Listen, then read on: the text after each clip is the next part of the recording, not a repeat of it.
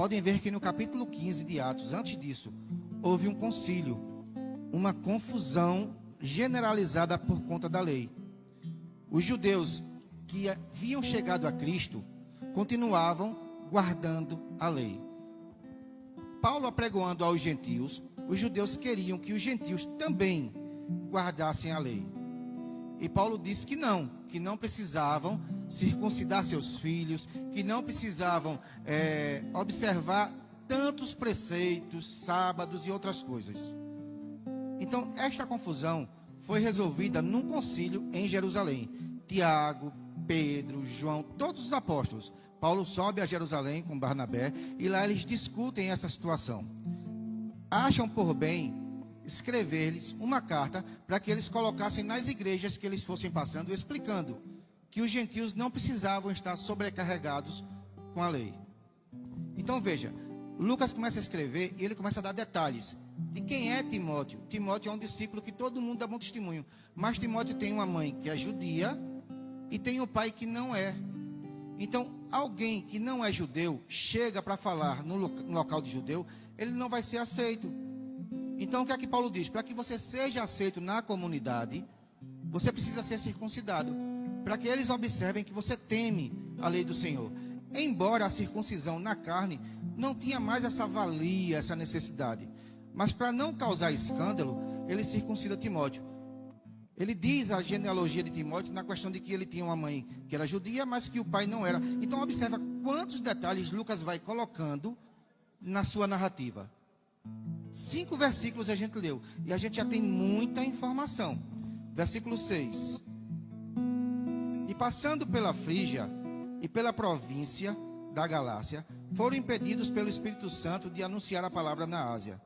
E quando chegaram a Mísia, intentavam ir para a Bitínia, mas o Espírito de Jesus não lhe permitiu. E tendo passado por Mísia, desceram para Troade. E Paulo teve de noite uma visão em que se apresentava um varão da Macedônia, e lhe rogava dizendo: passa a Macedônia e ajuda-nos. E logo depois desta visão, veja o texto como vai mudar.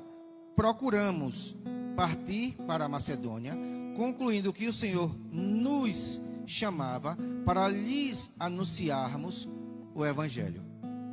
Então, alguém que no instante de sua vida estudou, se capacitou, talvez na Grécia, com aqueles livros que tinha, com aquelas faculdades, ele tenha estudado talvez na escola de Cós, talvez tenha sido aluno de Hipócrates, talvez já praticava a medicina por profissão.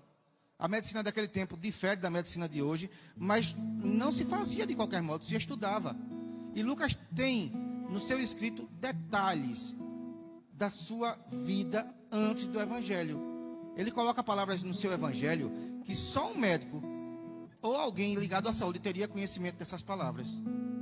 Então, talvez, depois que ele se encontra nesse ímpeto de seguir Paulo, em sua anamnese. O que é anamnese, irmão?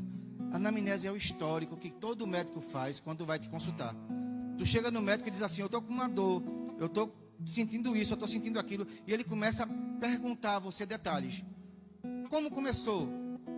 O que você sente?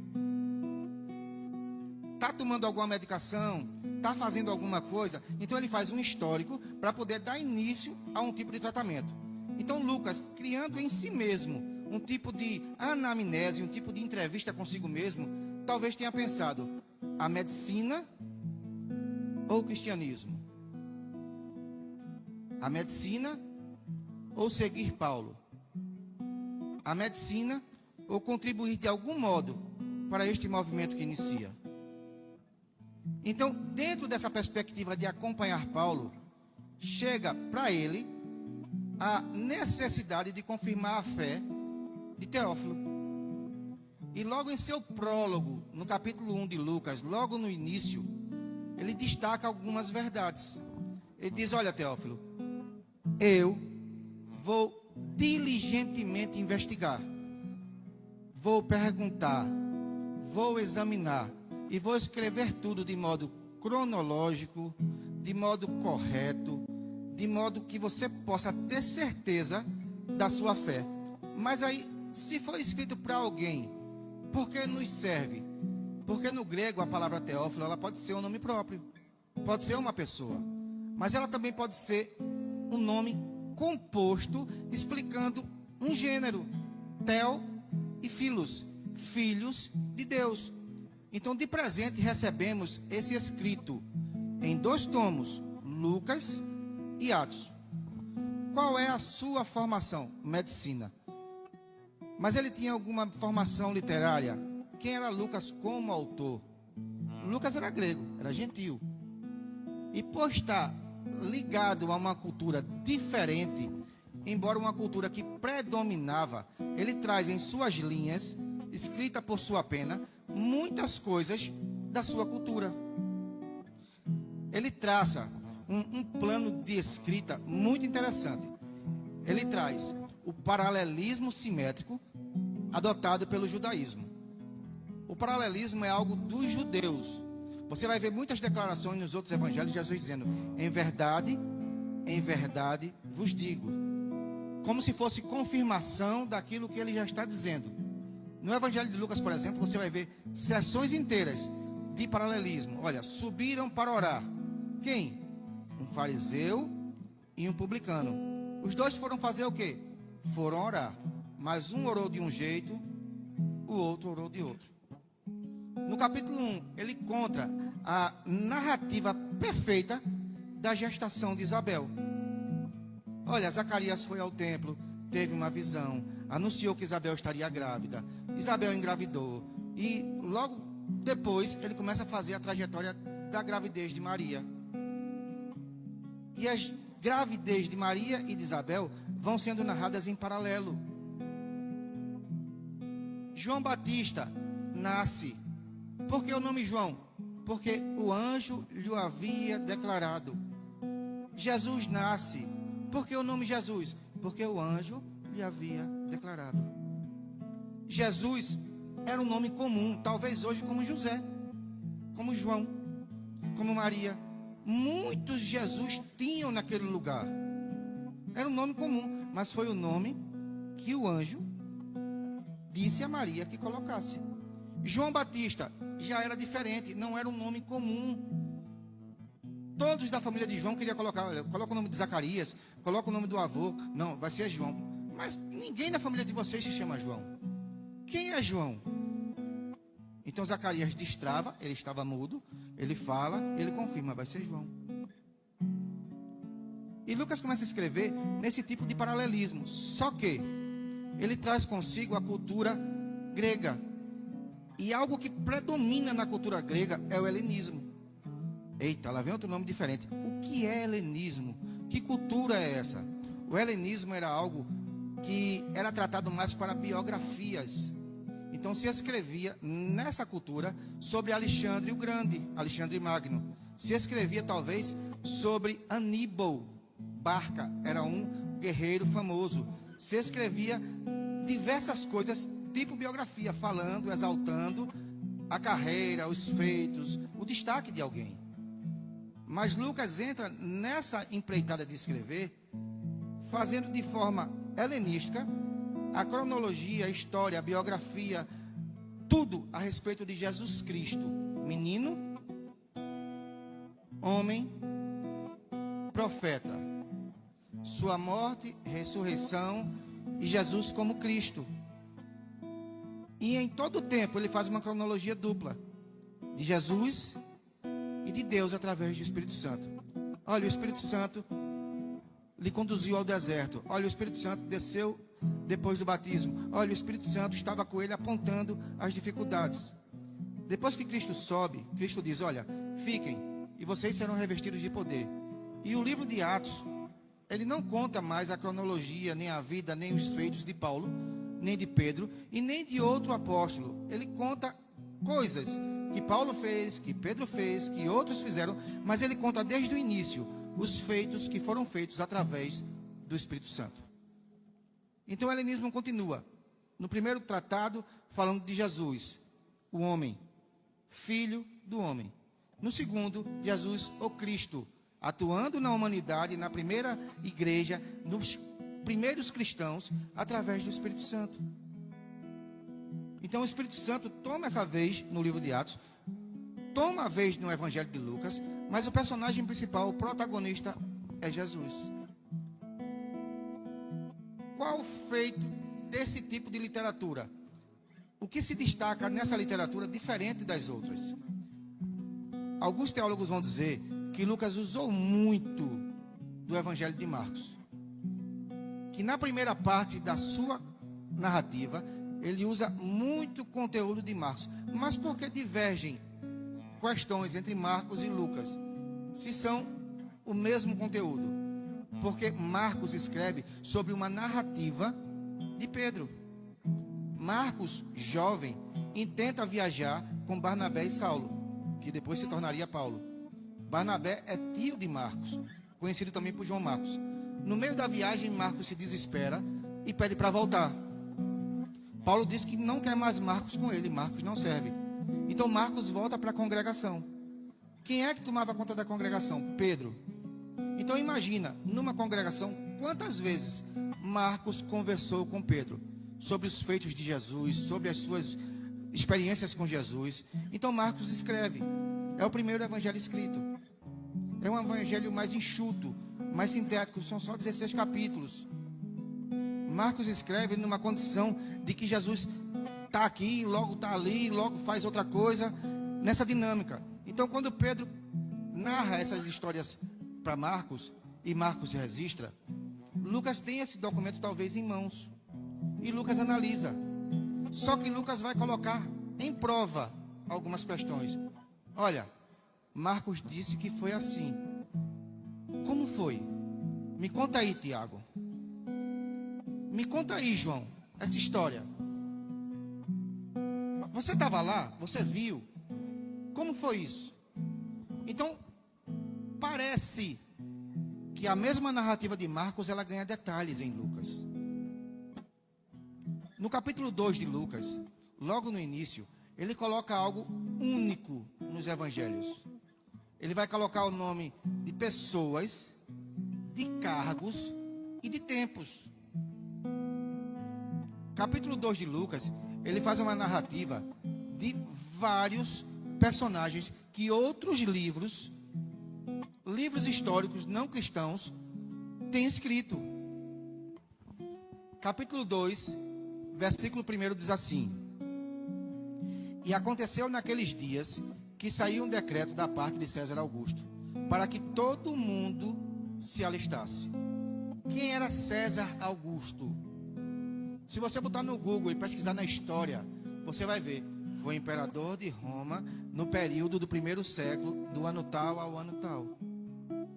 Então você tem aqui um posicionamento de Lucas, colocando este acontecimento na história, em um tempo. Versículo 2 ele diz: Este primeiro alistamento foi feito sendo Cirênio presidente da Síria. Lucas dá um detalhe que até Joséfo não detalhou. Houveram, nesta época, 2 recenseamentos.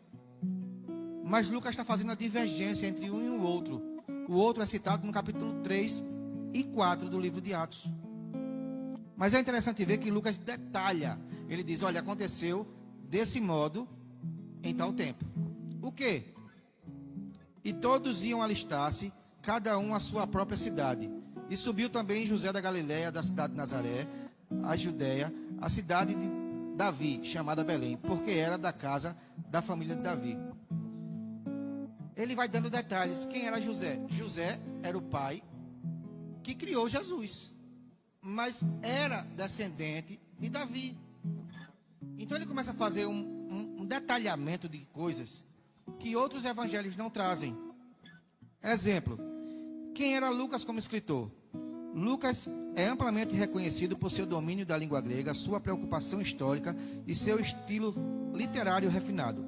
Ele declara seu propósito logo no prólogo do Evangelho, como vimos, onde afirma que investigou cuidadosamente os fatos e que deseja apresentar um relato ordenado para que seu leitor, Teófilo, tenha certeza da fé. Qual é o propósito do Evangelho de Lucas? Nos dá certeza de que estes ditos são fatos.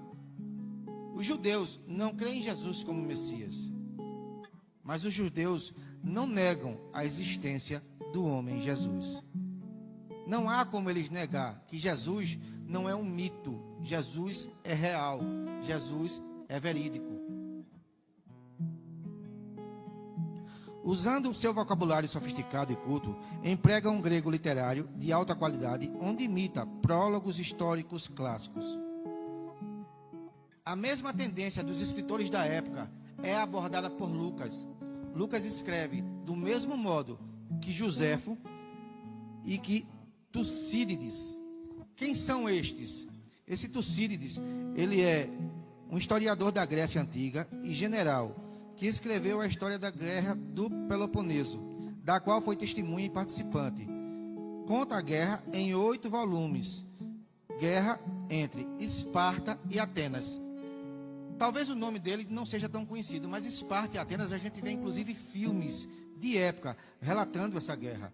Foi baseado em que esses filmes? Nos escritos desse Tucídides. Então, qual é a similaridade? Ele cria nos seus escritos o mesmo prólogo como Lucas. Olha, isso aconteceu no ano de fulano, que era governador, em tal lugar, vizinha da cidade tal, e não sei o quê. Então ele tem um mesmo gênero de escrita. Joséfo é mais conhecido por nós.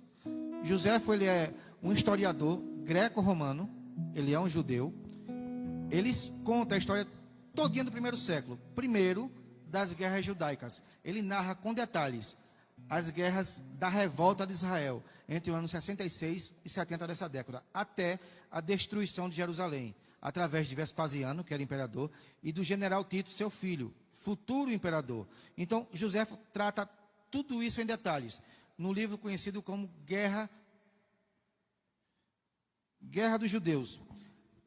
São 15, 20 volumes mais ou menos. É praticamente uma biblioteca, uma enciclopédia. Não bastante, ele escreve antiguidades judaicas. Tudo isso é composto em um mesmo volume. Dani até estava fazendo propaganda um dia desse. A história dos hebreus.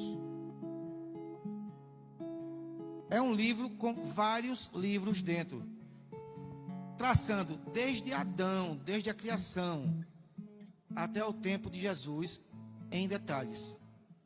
Sobre uma ótica judaica histórica.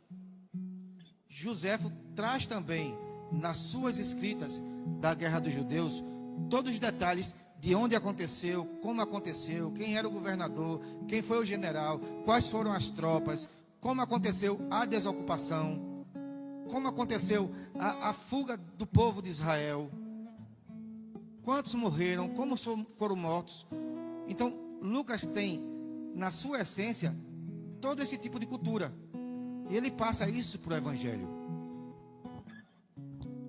Ele coloca no Evangelho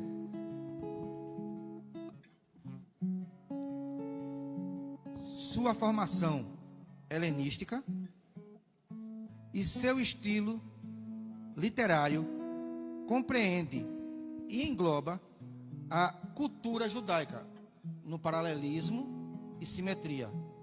Ele escreve de um modo que tanto os judeus quanto os gentios possam ler e entender, porque ele faz o seu discurso de modo grego, mas semítico. O que é semítico, irmãos? Hoje a gente ouve algumas coisas assim, quando fala sobre essa guerra de Israel, sobre o antissemitismo. É aquele povo que é contra os povos do Oriente, daquela parte ali da Arábia, de Israel, da Palestina, do povo semita, descendência de Sem, através de Noé. Sem povoou aquela terra. Então, Lucas escreve de um modo que as pessoas amem Israel e não tenham aversão a Israel. Então, quem vai ler? É o povo gentil, primeiramente.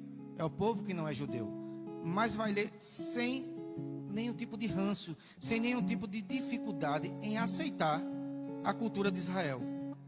Porque no Evangelho de Mateus, ele escreve propriamente para os judeus e vai tratar muito a respeito do confronto das Escrituras com aquilo que está acontecendo e tornar-se-ia o Novo Testamento. Então Mateus faz muitas citações daquilo que já tinha escrito nos profetas, nos salmos, comprovando que Jesus seria o rei dos judeus. Lucas, ele já dá uma pegada diferente. Ele cita as Escrituras, para que a gente saiba o que são as Escrituras que Lucas está tratando. É o Antigo Testamento, porque o Novo Testamento ainda não existia, estava sendo escrito, estava tomando forma. Então Lucas cita as Escrituras, mas ele não cita na questão de confronto, ele cita na questão de cumprimento. Anunciaram Jesus, Jesus nasceu. João Batista foi anunciado, João Batista nasceu. Há uma promessa do Espírito Santo, a promessa chegou, está no livro de Atos. E Lucas vai traçando essa narrativa numa questão de cumprimento, diferente dos outros evangelhos. Lucas, ele traz em sua narrativa histórica, biografia, discurso, parábolas, hinos, diálogos, profecias. E como eu disse a vocês, ele usa muitas vezes palavras que não são tão bem entendidas. Eu queria convidar vocês, eu queria que a mídia nem colocasse aqui, a abrir na Bíblia de vocês, Lucas capítulo 14, versículo 2. Se você encontrar uma palavra que você não sabe o que é,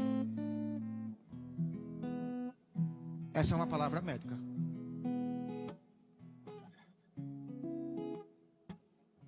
Alguém já viu essa palavra estranha? Conseguiu identificar na sua Bíblia, na sua escrita aí, o que é essa palavra? Se você está com a versão NVI, ela já vai estar dizendo o que é. Se você está com a versão NVT, nova versão transformadora, ela já vai dizer o que é. Mas se você está em alguma versão Almeida, ela não diz o que é. A não ser que seja uma Bíblia de estudo e você veja o comentário. Hidrópsia. Ou alguém hidrópico. O que é isso, irmãos? É inchaço. O tronco inchado, a perna inchada, o braço inchado, é retenção de líquido. Mas se Lucas não é médico, como é que ele ia usar uma palavra dessa? Então isso é uma propriedade que não anula a identidade de Lucas. Lucas, como eu falei para vocês, ele se coloca na história a primeira vez em Atos capítulo 16. Mas Paulo confirma que Lucas era médico através de Colossenses 4,14, quando diz que Lucas é o médico amado. Em Filemão 2,4, Lucas é um colaborador. Em 2 Timóteo 4,11, na última carta de Paulo, no último capítulo que ele escreveu, Paulo vai afirmar que só Lucas estava com ele. Lucas, em narrativa histórica, ele diz o seguinte: Lucas escreve como historiador, seguindo métodos investigativos, já em seu prólogo. Tendo, pois, muito empreendido por em ordem a narração dos fatos que entre nós se cumpriram, segundo nos transmitiram os mesmos que os presenciaram, desde o princípio e foram ministros da palavra, pareceu-me bem a mim conveniente descrevê-los a ti, ó excelentíssimo Teófilo, que denomina mais ou menos que era uma pessoa, por sua ordem, havendo-me já informado minuciosamente de tudo desde o princípio, para que conheças a certeza das coisas de que já estáis informados. Ele coloca certeza na fé que alcançar essa pessoa. Ele apresenta uma narrativa cronológica da vida de Jesus, incluindo o seu nascimento, ministério, morte e ressurreição. Como exemplo, em Lucas 2,1, a gente já leu, ele fala do censo no tempo de César Augusto. Essa estrutura lembra históricos da antiguidade, como os escritos de Joséfo e de Tucídides. Biografia. O Evangelho também tem elementos biográficos, pois detalha a vida de Jesus, incluindo sua genealogia. Em Lucas 3, de 23 a 38, ele conta toda a genealogia de Cristo. Em Lucas 2, do 41 ao 52, ele narra partes da infância de Jesus, momentos íntimos de sua trajetória, como por exemplo o versículo 52, que diz assim: e crescia Jesus em sabedoria, em estrutura e em graça para com Deus e os homens. Essa abordagem biográfica é semelhante às outras biografias greco-romanas, como a de Plutarco, que foi um historiador do início do segundo século, conhecido principalmente por suas obras Vidas Paralelas e Moralia. Discurso e sermão a gente também vai encontrar no Evangelho de Lucas. Jesus frequentemente ensina por meio de discursos, como o Sermão da Planície, que a gente viu domingo no capítulo 6 do livro de Lucas,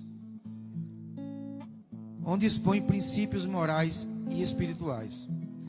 Alguns confrontos que Lucas faz são diferentes do mesmo sermão aplicado em Mateus, conhecido como Sermão do Monte. No Sermão do Monte, Mateus dá as bem-aventuranças, bem-aventurados sois, e depois ele dedica um tempo ali a escrever principalmente para os judeus. Olha, vocês são sal e são luz. Não vim a revogar a lei, vim cumprir, não passará nada sem que tudo se cumpra. E ele começa a fazer uma tratativa com os judeus. Lucas não entra nesse intermédio. Lucas ele faz as bem-aventuranças e entra com uma sentença contrária. Por quê?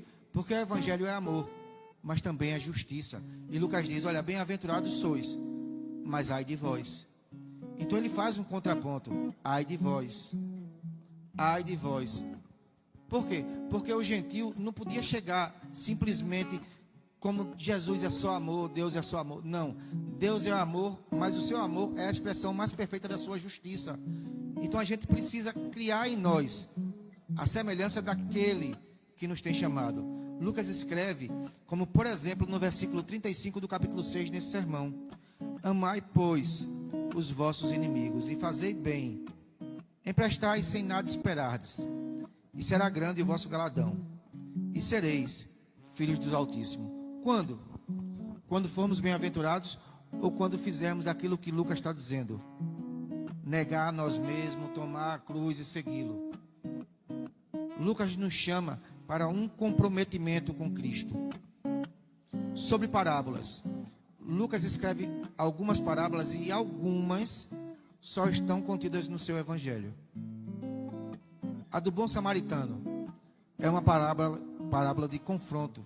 Jesus conversando com os judeus, Jesus coloca um samaritano como herói da história. Olha, aconteceu um dano a alguém, mas um levita, um pastor, um sacerdote, um músico passou e abandonou.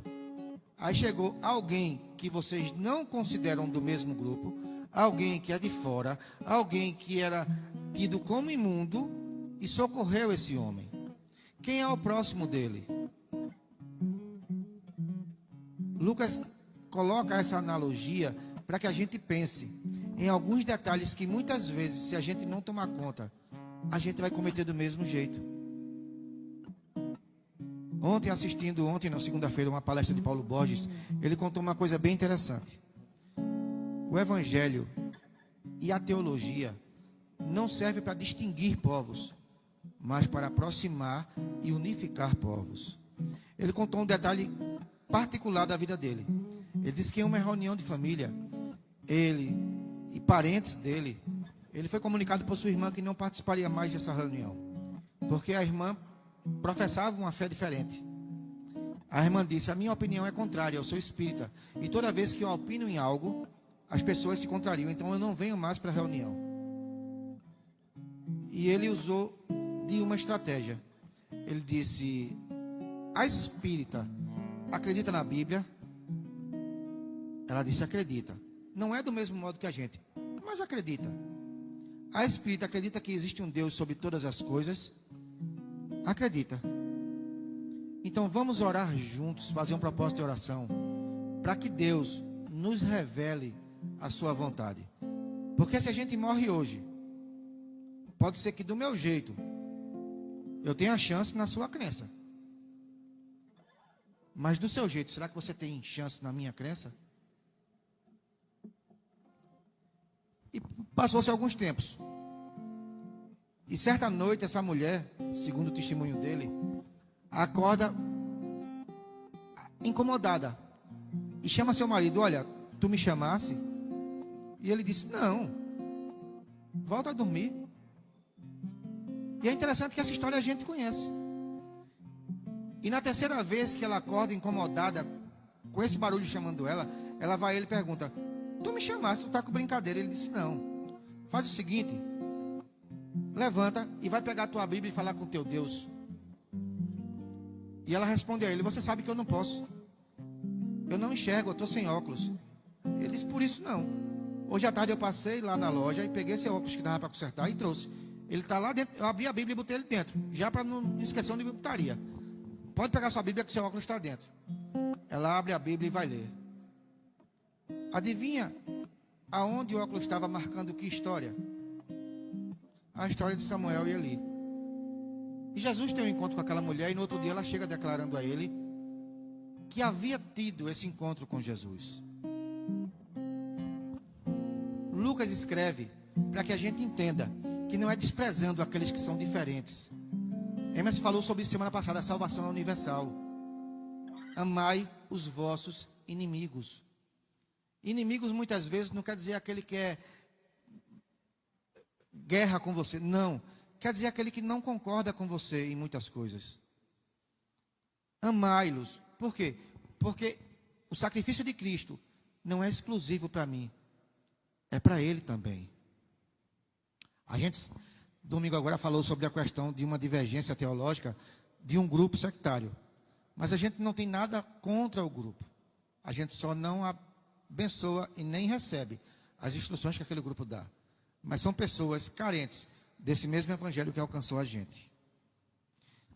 A segunda parábola que ele conta é a do filho pródigo, que somente no evangelho de Lucas se encontra. E é muito interessante a gente perceber que ele faz o paralelismo judaico para contar essa parábola. Ele primeiro conta de uma ovelha que se perdeu fora. Depois ele conta de uma dracma que se perdeu dentro.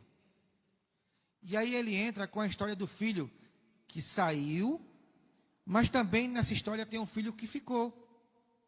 E os dois precisavam dessa reconciliação com o pai.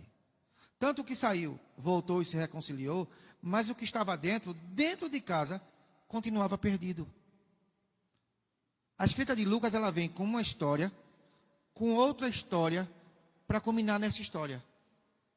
Então esse paralelismo, essa simetria de detalhes, vai enriquecendo uma parábola dessa do filho pródigo quando a gente lê. Ele vai dar como exemplo, um certo homem tinha 2 filhos. Lucas 15, 11. 2 filhos. Um que se perdeu fora, mas um que continuava perdido dentro. São detalhes do gênero narrativo didático de Lucas. Ele escreve, mesmo como parábola, com o intuito de nos esclarecer a vontade do Criador. Hinos e cânticos. Lucas registra pelo menos 4 principais: o Magnificat, o Benedictus, Gloria in Excelsis e Nunca Dimittis. O Cântico de Maria, o de Zacarias, o dos anjos e o de Simeão. Esse de Maria é bem interessante porque a gente usa inclusive para evangelizar. Maria, para alguns, é intermediadora, é salvadora, é a mãe de Deus, mas no seu próprio cântico, na sua própria declaração, ela diz: a minha alma engrandece ao Senhor, e o meu espírito se alegra em Deus, meu Salvador. Lucas 1, 46 e 47. Maria reconhece Jesus como Salvador, e Lucas declara isso em suas linhas. Diálogos e entrevistas. Para que um diálogo melhor? Para que a gente reflita sobre aquele do caminho de Emaús. Cristo é crucificado, é enterrado, e no domingo aqueles discípulos abandonam a fé. Olha, ele não era o Messias, ele não era o Cristo, ele não era aquele que a gente esperava. E vão pelo caminho comentando. Jesus se apresenta no meio deles e diz: de que vós estáis falando? Você não sabe? Você não ouviu? Você é forasteiro? Todo mundo está falando a mesma coisa e você não sabe do que eles estão falando? E Jesus gasta tempo ali com eles, em um diálogo. final desse diálogo, ele diz assim: não ardia em nosso coração quando ele falava sobre as Escrituras? Eu não sei vocês, mas eu, pelo menos, recebi um desafio que achei que era impossível. Quando o Emerson me deu o privilégio de falar sobre a literatura, eu pensei, isso era para você que é professor de português. A literatura não tem nada a ver comigo. Eu sou simples nessa questão da semântica, da coesão textual. Eu apelo para comentários para poder formar a minha ideia. Mas é interessante que a gente, estudando algo que a gente não entende direito, a gente percebe como arde em nosso coração esmiuçar, mergulhar, penetrar naquilo que a gente já leu tantas vezes, como o Evangelho de Lucas, e a gente nunca tentou para isso. Você veja aquela palavra que eu pedi para que vocês olhassem, capítulo 14, versículo 2, hidrópis. Quantas vezes eu já li aquilo e passei por cima sem pensar o que era? Por que essa palavra está aí? Qual o sentido disto? E Lucas escreve, cânticos. Quantas vezes a gente vê o cântico de Maria, o cântico de Zacarias, e a gente pensa, qual o significado disso? Esse cântico dos anjos, glória a Deus nas alturas e paz na terra aos homens que Deus ama. Meu amigo, o céu declarou paz na terra porque Jesus nasceu. Meu amigo, o céu declara em Lucas capítulo 15 que há festa quando um pecador se arrepende. Você imagina que um dia Lucas causou festa no céu quando resolveu deixar a medicina para seguir Paulo. Um dia eu, quando parei de resistir, causei festa no céu. Um dia você foi o motivo de celebração entre os anjos e o Criador. Qual o sentido que chega na tua vida de entender que o céu festejou quando você entendeu quem era o Cristo na sua vida? Profecias e oráculos. Lucas também inclui oráculos e profecias, tanto no Antigo Testamento quanto proferido por Jesus. Lucas, ele traz a lembrança dos seus leitores, o que os antigos escritores já haviam registrado. E ele mostra que Jesus é cumprimento e que também está dando profecias a respeito de muita coisa que ainda vai acontecer. Jesus está voltando. Ele disse que iria vir. E Lucas registra isso no capítulo 21, paralelo àquilo que Mateus fala no capítulo 24. Haverá sinais no sol, na lua e nas estrelas, e na terra, angústia nas nações. Lucas 21, 25. Interessante pensar que o mesmo Lucas que narrou o Evangelho, ele escreveu o livro de Atos. Mas no livro de Atos, a gente não termina dizendo assim, fim ou acabou. A história de Atos conta sobre a vida dos primeiros cristãos. Mas hoje você, hoje eu, fazemos parte da continuidade da história de Atos.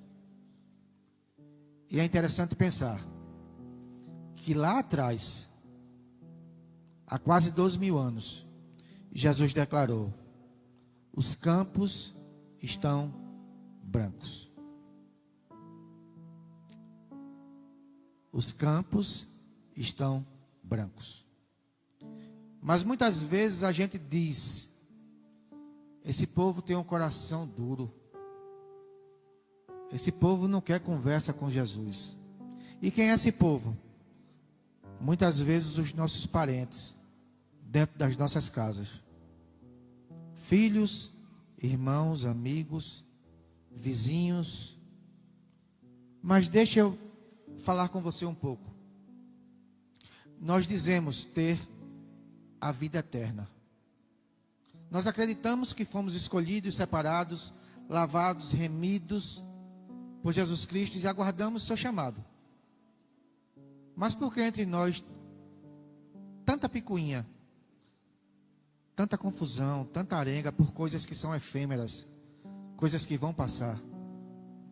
Será que quem está nos observando, nos olhando, acredita que de fato nós acreditamos ter essa vida eterna? Como filho, como pai, como marido, como vizinho, como empregado ou patrão, como as pessoas estão nos vendo? Como tem sido a minha vida diante daqueles que me observam? Lucas escreveu para que a gente pudesse ter certeza da nossa fé. Mas como a gente viu no capítulo 6, aquele que ouve as minhas palavras e não as pratica é diferente daquele que põe em prática. Nós precisamos praticar muito mais do que falar. Nós precisamos viver como alguém que tem de fato a certeza que através de Cristo já desfruta da eternidade com Ele. Que as coisas efêmeras, passageiras, tão pequenas, não possam ofuscar o brilho de Cristo através de você para quem precisa. Enquanto nós brigamos, enquanto nós discutimos, as pessoas estão perecendo. As pessoas estão morrendo. Sem a esperança viva que é Jesus Cristo. O tratado de Teófilo, ele tinha por objetivo maior trazer a certeza daquilo que é a nossa fé. Se você já tem, segue nessa tua força. Mas se ainda não está como convém, estudos como esse nos dão a oportunidade de entender que o que nós temos na mão é uma arma mortal contra o inferno. Você tem ao seu dispor palavras que podem dar a alguém a esperança da eternidade com Cristo. Não permita que essas pessoas que estão ao teu alcance fiquem inalcançadas.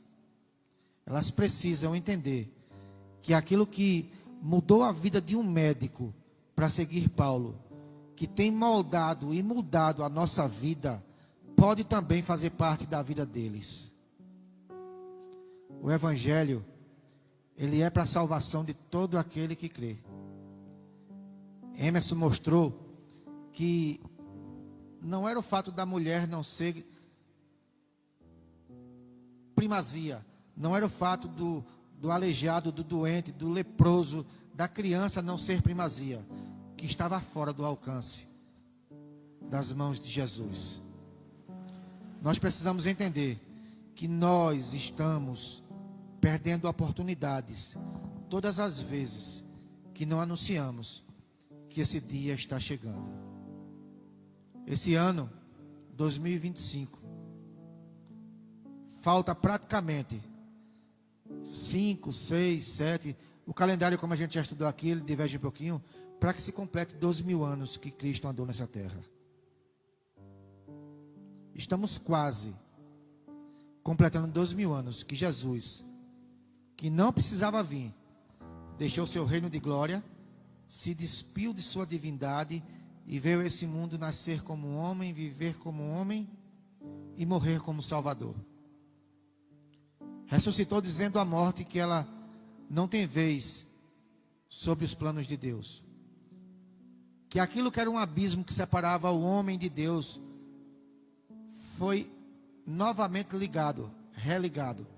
Jesus rasga o véu e dá a você a oportunidade de chegar sem intermediação à presença de Deus. Eu preciso entender e colocar em prática na minha vida que essa oportunidade que nos é presenteada ela não pode ser uma oportunidade simples para que a gente chegue no culto, sente, escute e saia do mesmo jeito. Essa oportunidade que você tem de professar o nome de Jesus faz de você um embaixador do céu.